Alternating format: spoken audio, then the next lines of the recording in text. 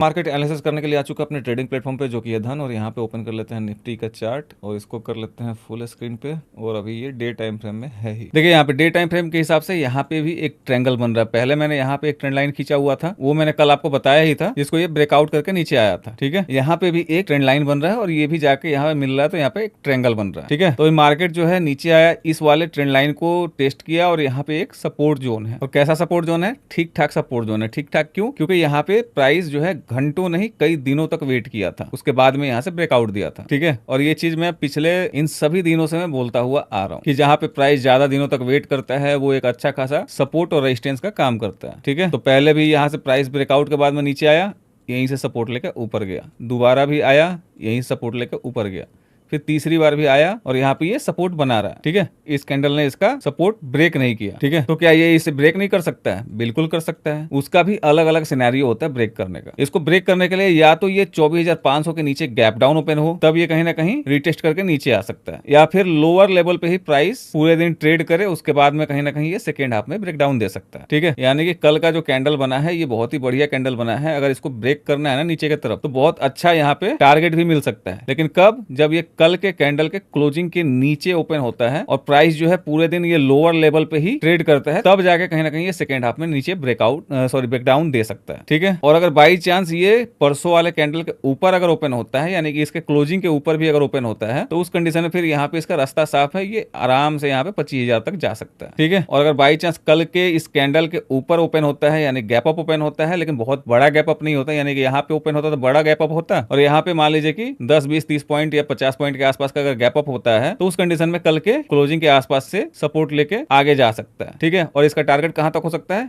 यहाँ पे 24,800 तक का आराम से टारगेट यहाँ पे मिल जाएगा। ठीक है, तो डे टाइम फ्रेम के एनालिसिस के हिसाब से क्या है, या तो बहुत बड़ा गैप डाउन ओपन होता है, यानी कि 24,500 से नीचे अगर गैप डाउन ओपन होता है, तो उस कंडीशन में ये फिर रिटेस्ट करके सेल में आ सकता है, या फिर डायरेक्ट भी सेल में आ सकता है। ठीक है, कल के कैंडल के क्लोजिंग के नीचे अगर ओपन होता है, तो उस कंडीशन में ये कहीं ना कहीं साइडवेज रहेगा और कहीं ना कहीं ये सेकेंड हाफ में ब्रेकआउट या ब्रेकडाउन कुछ भी कर सकता है। अब उसको कैसे पहचानेंगे? अगर बाई चांस ये अपर लेवल को होल्ड करता है तो ब्रेकआउट दे सकता है, लोअर लेवल को अगर होल्ड करता है तो ये ब्रेक डाउन दे सकता है। ठीक है, और अगर बहुत बड़ा गैप अप ओपन होता है तो ये कहीं ना कहीं बाई में जा सकता है, या फिर कल के क्लोजिंग के ऊपर 30-40 पॉइंट अगर गैप अप ओपन होता है, तो उस कंडीशन में कल का क्लोजिंग का सपोर्ट लेके आगे जा सकता है, और इसका रास्ता साफ है 24,800 तक के लिए। अब कैसे साफ है उसको हम समझेंगे अभी छोटे टाइम फ्रेम में। अब चलिए यहाँ पे 15 मिनट का टाइम फ्रेम कर लेते हैं।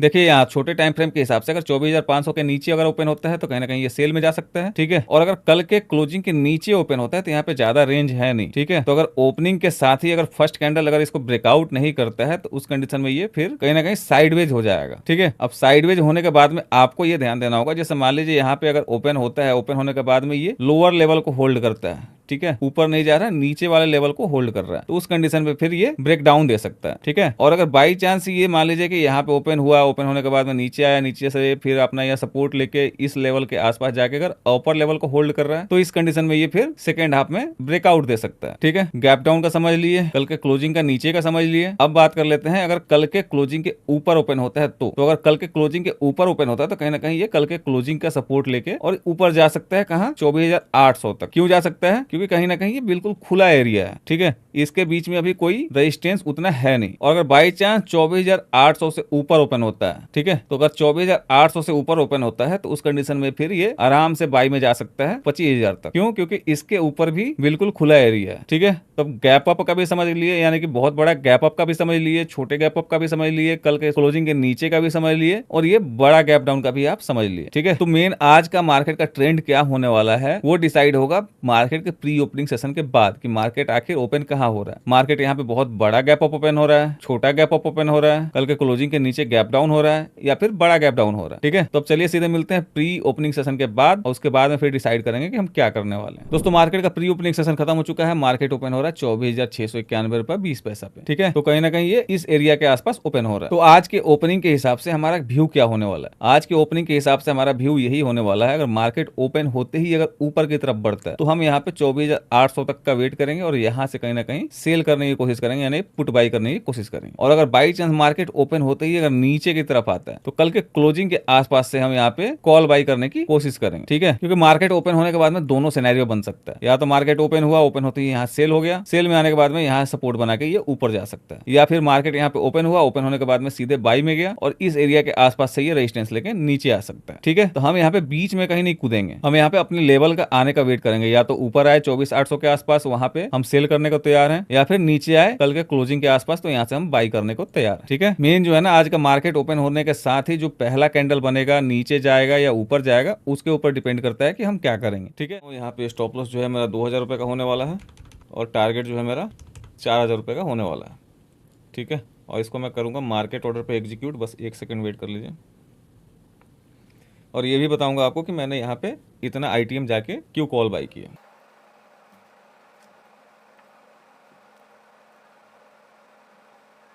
ठीक है, यहाँ पे मेरा ऑर्डर प्लेस हो चुका है, ठीक है। अभी देखते हैं इस ऑर्डर में क्या होता है। यहाँ पे मैं लगा दे रहा हूँ लॉन्ग पोजीशन वाला चार्ट।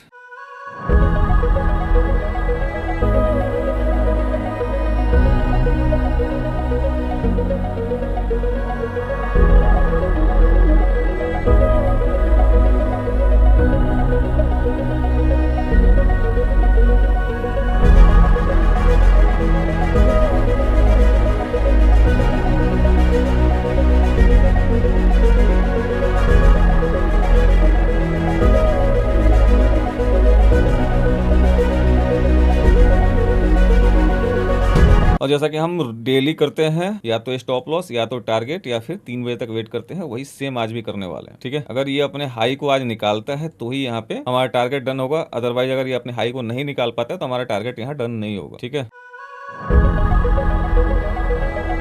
अभी देखते हैं क्या होता है इस ट्रेड में। मुझे तो लग रहा है ये 5 मिनट के कैंडल में ही हमारा काम हो जाना है, या फिर अगले 5 मिनट के कैंडल में हमारा काम हो जाना है।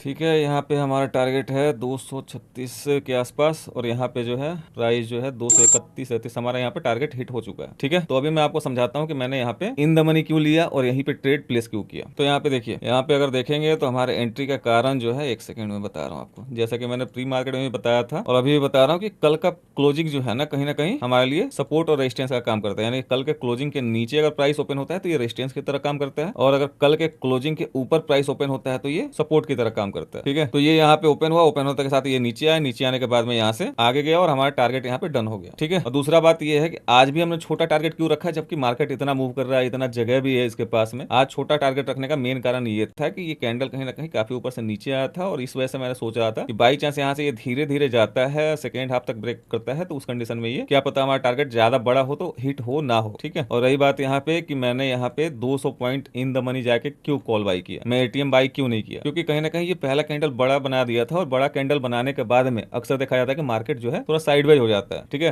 तो अगर बाई चांस हम यहाँ पे एंट्री बनाते हैं और मार्केट यहाँ पे साइडवेज हो जाए और हम एटीएम या ओटीएम में रहेंगे, तो उस कंडीशन में थीटा डीके बहुत ज्यादा होगा, ठीक है। और ये 200 पॉइंट इन द मनी, वो भी एक्सपायरी के दिन में, क्या है कि आपका इसमें थीटा ज्यादा बचता नहीं है, ठीक है। ज्यादा 10 पॉइंट के आसपास का थीटा होगा। तो अगर प्राइस दिन भर यहीं पे घूमता रहता है, उसके बावजूद भी हमारा 10 पॉइंट से ज्यादा का थीटा डीके नहीं होगा, ठीक है। तो मेन कारण ये था 200 पॉइंट इन द मनी लेने का, क्योंकि कल काफी सारे लोगों का कमेंट, आज भी मैंने आपको बता दिया कि मैंने इन द मनी क्यों लिया, ठीक है। और यहाँ पे अगर आप चलेंगे, यहाँ पे चल के देखते हैं ऑर्डर में, तो ऑर्डर में आपको यहाँ पे दिखेगा कि हमारा 182 रुपये 70 पैसा पे ऑर्डर एग्जीक्यूट हुआ, 236 रुपए का हमारा टारगेट था जो कि सक्सेसफुली डन हो चुका है, और 139.8 रुपीज यानी कि 139.80 पैसे का हमारा एसएल था जो कि कैंसिल हो चुका है, ठीक है। और यहाँ पे पोजीशन में चल के देखेंगे तो 3,997 रुपए 50 पैसे का हमारे यहाँ पे प्रॉफिट बुक हो चुका है, ठीक है। तो यहाँ पे मैंने आपको एंट्री का कारण भी बता दिया, कल का क्लोजिंग के हिसाब से मैंने यहाँ पे ट्रेड लिया था, क्योंकि यहाँ पे मार्केट के पास में स्पेस था मूव करने के लिए, लेकिन पहला कैंडल ही थोड़ा बड़ा बना दिया, इस वजह से जो है मैं छोटा टारगेट रखा। अब भले ही मार्केट यहाँ से मूव करके 500 पॉइंट चला जाए, 1000 पॉइंट चला जाए, लेकिन जो मार्केट में हर दिन होता है उस पर हम ध्यान देंगे ना, कि कभी कभी जो होता है उस पर ध्यान देंगे, ठीक है। तो आपको यहाँ पे एंट्री का भी बता दिया मैंने, यहाँ पे इन द मनी का कॉल क्यों बाई किया ये भी बता दिया, और आपको यहाँ पे पोजीशन मैंने शो कर ही दिया, ठीक है। और अगर आप यहाँ पे देखेंगे तो मैंने सुबह ही अपने प्रीमियम ग्रुप में बता रखा था